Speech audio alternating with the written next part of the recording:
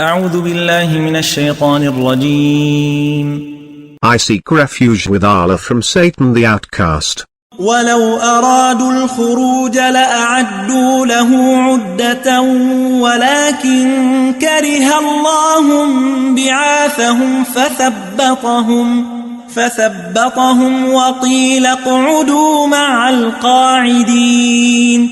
Had they wanted to mobilize, they would have made preparations for it, but Allah disliked their participation, so He held them back, and it was said, "Stay behind with those who stay behind." لو خرجوا فيكم ما زادوكم إلا خبالا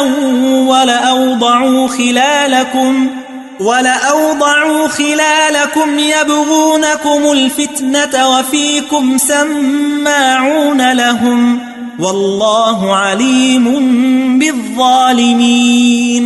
Had they mobilized with you, they would have added only to your difficulties, and they would have spread rumors in your midst, trying to sow discord among you.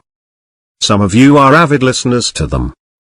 Allah is aware of the wrongdoers. لقد ابتغوا الفتنة من قبل وقلبوا لك الأمور حتى جاء الحق وظهر أمر الله وهم كارهون.